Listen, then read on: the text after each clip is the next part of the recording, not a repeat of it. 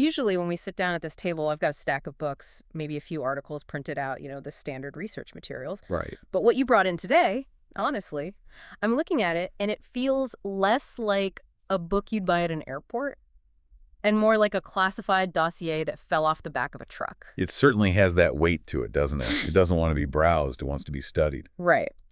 We're looking at the Soul Engineering Manual. And I have to say, right off the bat, the introduction is aggressive. It's not a hug, no. It hits you with this very forensic, very urgent diagnosis. It's not telling you to manifest your best life. It's telling you that the reason you feel stressed, the reason you feel like you're constantly buffering, is an engineering problem. Exactly. It's a hardware issue. The central premise here is that humanity is currently trying to run 2026 software, this high-speed, high-voltage reality on 500-million-year-old hardware. And the system is just crashing. That is the hook that pulls you right in. This isn't a self-help book. It calls itself an operative manifesto. The argument is that we aren't facing a crisis of morality or politics. We're facing a crisis of engineering. We're trying to push the entire internet through a nervous system designed to dodge predators in the mud. That hardware mismatch analogy is, it's just fascinating. So let's unpack this. The manual starts with phase I, the shocking diagnosis. And it basically says, stop trying to be happy. Your brain isn't built for it. Which is kind of a bummer, but also weirdly validating. It's incredibly validating. It sort of depathologizes the suffering. The manual argues that the brain, the really ancient reptilian part, operates on this primitive binary code. 0 and 1. Just 0 and 1. 0 equals displeasure or death. 1 equals pleasure or life. That's it. It has no nuance. It doesn't understand constructive criticism or waiting in traffic. It just sees zeros. So when I get a passive-aggressive email from a client and I feel that pit in my stomach, my brain isn't thinking, oh, this is a professional annoyance. No. It's seeing a 0. It's seeing death. Precisely. The source material uses this brilliant phrase, "We are the children of the paranoids." I love that line. But explain that for us. Well, think about evolutionary logic. You're the tall grass, Pleistocene era. You hear a twig snap. If you were the optimist who thought, oh, it's just the wind, you got eaten. So the optimist became lunch. Exactly. The ones who survived were the neurotics, the ones who heard a snap and immediately assumed the worst-case scenario. We are their descendants. We've inherited a brain that is hyper-tuned to detect threats. Okay. The problem, as the manual points out, is the difference between the lion and the WhatsApp. The lion versus the WhatsApp. It's a question of duration. A lion attack is acute stress. It's over in 20 minutes. You either escape or you die. Oh. The cortisol spikes, you run, and then if you survive, your system resets. Right. But a WhatsApp message, a looming deadline, that threat hangs over you for days, weeks even. Your 500-million-year-old hardware is pumping cortisol as if you're being hunted, but there's nowhere to run. It just creates this toxic broth of chronic inflammation. And that's the crash. But here is where the manual takes a turn that I found really, well, challenging at first. To cope with that stress, we self-medicate. But the manual calls this the bread of shame. It sounds biblical, but it comes from Kabbalah, and the manual connects it directly to neuroscience.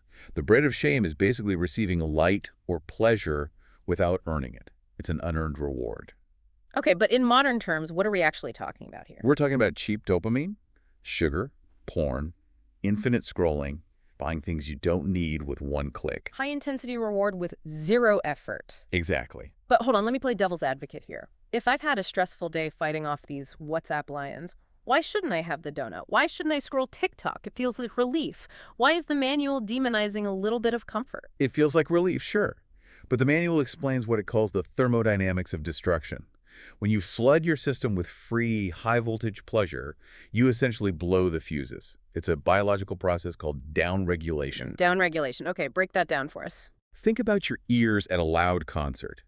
If you stand right next to the speaker, your ears naturally dampen their sensitivity to protect the eardrum, right? Yeah. You walk out and everything sounds muffled. Sure. Your brain does the exact same thing with dopamine.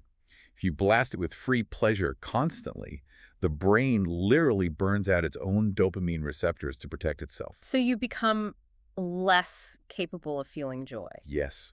It leads to anhedonia, that gray hell where normal life like a sunset or a good conversation just feels boring. It doesn't register because you've fried the receiver. You become a burnt-out vessel. That is That's terrifying, because it describes so much of modern life. We're overstimulated but completely numb. Exactly.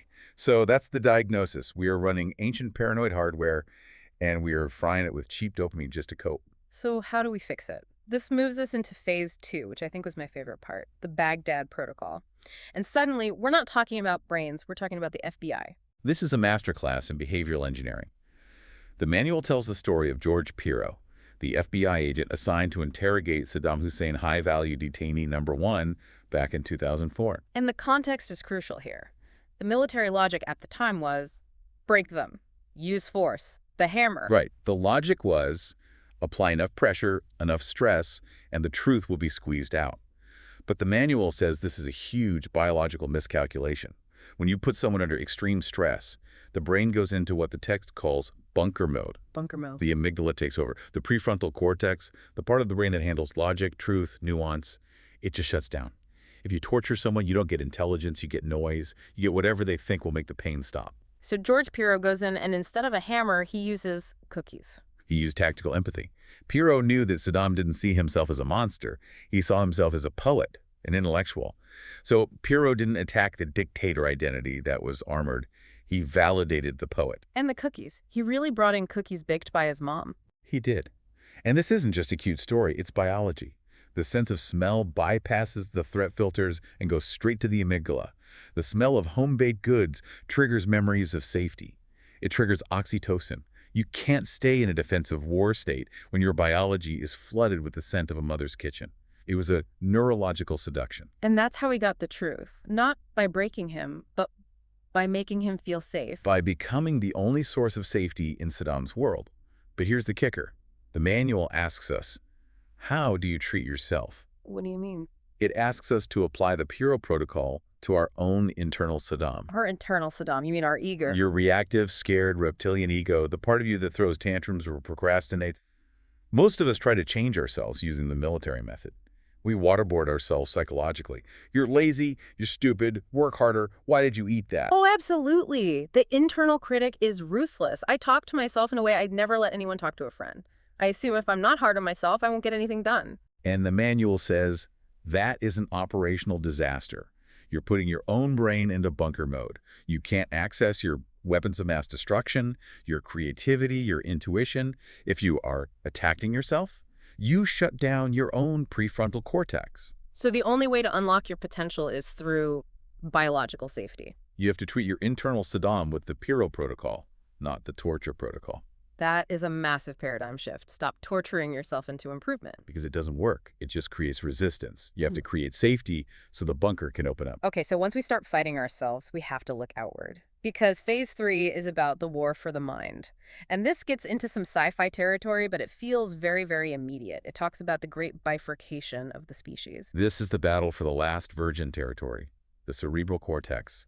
The manual contrasts two paths, assimilation versus sovereignty, or Neuralink versus resonance. Let's talk about Neuralink first. And just to be clear, the manual isn't dismissing the tech, is it? Not at all. It acknowledges the engineering brilliance, but it questions the cost. It calls this the brute force approach to evolution. The danger isn't just having a chip in your head. It's about right access. Right access? That sounds ominous. Think about a computer. Read access lets you look at the files. Write access lets you change them. If an external system has write access to your brain, you lose what's called the conscious veto. Okay, you have to unpack that, the conscious veto. There's a famous study by Benjamin Libet. He found that the brain initiates an action like moving your finger milliseconds before you're consciously aware of it. But we have this tiny window, about 200 milliseconds, where the conscious mind can say no. It can veto the impulse. That window is free will. That window is free will. Yeah. Exactly. Now, if you are hardwired to a cloud that processes information 1,000,000 times faster than your biological brain, the manual argues you lose that 200 millisecond window. Yeah. The impulse and the action become simultaneous. You become a dumb terminal. Like a monitor that just displays what the main computer tells it to. Precisely. You become a peripheral to a central server, a passenger in your own body. That's a nightmare. So what's the alternative? We can't just smash the computers. The manual talks about resonance and cleaning the antenna. This is the argument that humans don't need chips to increase our bandwidth. We are already quantum receivers. The manual cites the work of Penrose and Hameroff, on microtubules. Microtubules, these are structures inside the neurons, right? Yes, microscopic tubes inside brain cells.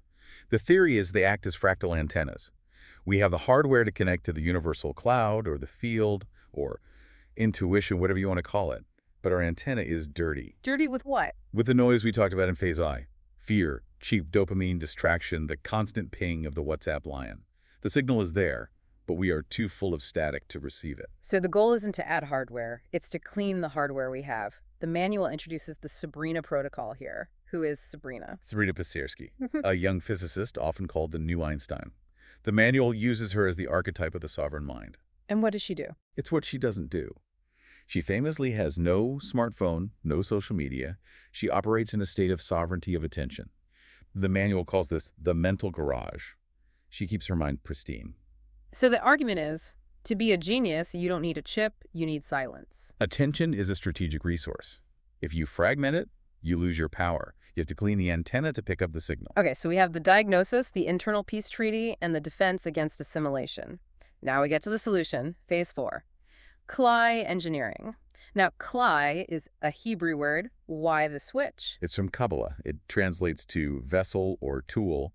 The manual wants to redefine what a human being is. You aren't a person with a name and a job. You are a clay, and your purpose isn't to be good. Your purpose is to sustain reality, to contain high voltage. Back to the fuse box analogy. Precisely. The voltage problem. The text defines truth or reality as or light. It is high voltage. If your nervous system is wired for 12 volts domestic low-stress living and you plug into the 2026 reality, you blow the fuses. That's anxiety. That's burnout. The vessel is too small for the light it's trying to hold. So we need to upgrade our wiring. The manual breaks us down into two parts, the ruach and the neshama. We need to distinguish these. Think of the ruach as the receiver. It's the emotional reptilian ego. The part of you that wants comfort and safety, it's currently dirty and reactive. When a signal of change comes in, the ruach interprets it as danger. And the neshama. The neshama is the antenna. Your intuition, the observer, the part of you that knows. It transmits a clear signal. So the neshama says we need to change careers, and the ruach screams, no, we're going to starve and die. Exactly. The signal is distorted by the receiver. So Klee engineering is about repairing the receiver, the emotional self, so it can handle the signal from the intuition without freaking out. And how do we do that? The manual lists specific repair technology. Two main tools, study and training. But it redefines them. Study isn't about getting a degree. It says we use the intellect as a sedative. A sedative. Usually thinking makes me more anxious. Only if you're thinking in circles. True study maps the chaos. When you understand why things are happening, like we're doing right now, the ruach calms down. It says, oh, I'm not dying, I'm just upgrading. Understanding lowers resistance. And then there's training. The manual uses the word gevura. Gevura means restriction or discipline, but not as punishment. It uses the metaphor of hydraulics. To make water have force, you have to restrict it with a narrow pipe. If you spill it everywhere, it's just a puddle. So discipline isn't about denying yourself, it's about building pressure. Exactly. It's about dilation of the clay. You restrict the cheap dopamine and distraction, not to suffer, but to build the structural integrity to hold more power. You build the vessel so it can hold the storm without breaking. Dilation. That's the key word leading us into the climax. Phase V. The manual points to a specific date, 2026. It calls it Operation Aurora. This part felt big. It is. The tone shifts. It reframes the coming years, not as an apocalypse, but as a birth. It mentions the astrological alignment of Saturn's structure and Neptune dissolution. Structure dissolving, that sounds like chaos. It is chaos. But think about birth. For the baby, birth is a crisis. The walls are closing in. It feels like death. But it's the beginning of life. The manual cites the law of obstetrics. Resistance is pain. Resistance is pain. I should get that tattooed somewhere. If the world is contracting in fear, and you contract with it, if you curl up in a ball, you will be crushed. The goal of the navigator is to dilate, to be the empty space the future flows through. You have to be open when everyone else is closing down. And to do that, you need what the manual calls armed love. Now that sounds like a contradiction. It's a powerful paradox. It rejects the idea of being harmless. It says the gardener needs a sword. Because if you're harmless, you're not virtuous. You're just a victim waiting to happen. Right. If you can't defend your garden, you don't really love it. Armed love means having the capacity for violence, the strength of the warrior, but choosing peace, the mystic. It means having the strength to set boundaries, to say no, to protect your sovereignty. You do this so that you can offer love and safety to others. It's better to be a warrior in a garden than a gardener in a war. Exactly. And the manual ends with a very stark reminder. It looks you right in the eye and says, no one is coming to save you. I have to be honest, when I read that, it felt bleak. But in this context, In this context, it's empowering. It is radical responsibility. It's saying the government isn't coming, the corporation isn't coming. You are the captain of your own frequency. You choose whether to be Homo assimilatus, exhausted, chipped, dependent, or Homo sovereign, trained, dilated, and independent. so bringing it all back home, what does this mean for the listener who has to go to work tomorrow? It means the discomfort you are feeling, the anxiety, the pressure, isn't a sign that you are broken. It's a sign that the voltage is increasing and you are being asked to upgrade your hardware. The crash is the notification to update the system. Exactly. And you have the manual now. You know about the binary code. You know to treat your inner self like George Piro treated Saddam, to clean the antenna. It's a call to stop being a passenger. It's a call to become an architect. The table is set. The future is coming like a freight train. You can either be tied to the tracks or you can be driving the engine. Ignorance, once lost, cannot be recovered. We can't unknow this. We certainly can't. Well, that leaves us with a lot to chew on. This has been a deep dive into the Soul Engineering Manual. We hope you feel a little less like a broken machine and a little more prepared to engineer your own vessel. Indeed. Welcome to navigation. Welcome to A.R.K. See you on the next deep dive.